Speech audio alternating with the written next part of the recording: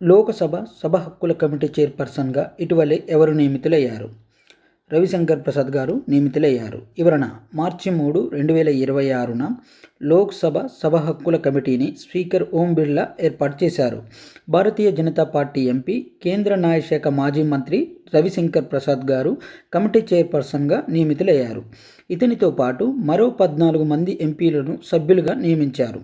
18వ లోకసభ ఏర్పడిన 2024 తర్వాత సభ హక్కుల కమిటీ ఏర్పాటు కావడం ఇదే ప్రథమం. అలాగే ఈ నియామకానికి సంబంధించిన మరిన్ని వివరాలు చూద్దాం. నియామకం: లోకసభ స్పీకర్ ఓం బిర్లా మార్చి 3, 2026న 15 మంది సభ్యులతో కూడినటువంటి కమిటీని పునరుద్ధరించారు.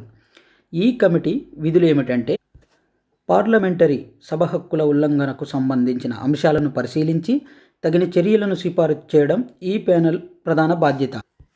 మరి ఈ కమిటీలో ఉన్నటువంటి ఇతర సభ్యులు: ఈ కమిటీలో తరీక్ అన్వర్ కాంగ్రెస్ తరపున, టిఆర్ బాబు డిఎన్కే అండ్ కళ్యాణ్ బెనర్జీ తృణమూల్ కాంగ్రెస్, మనీష్ తివారీ కాంగ్రెస్ వంటి ప్రముఖ నేతలు సభ్యులుగా ఉన్నారు.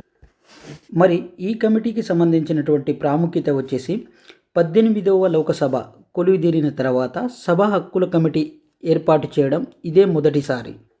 Thank you very much. ఇలాంటి మరిన్ని విషయాల కోసం మా స్టడీ హోమ్ని ఫాలో అవ్వండి.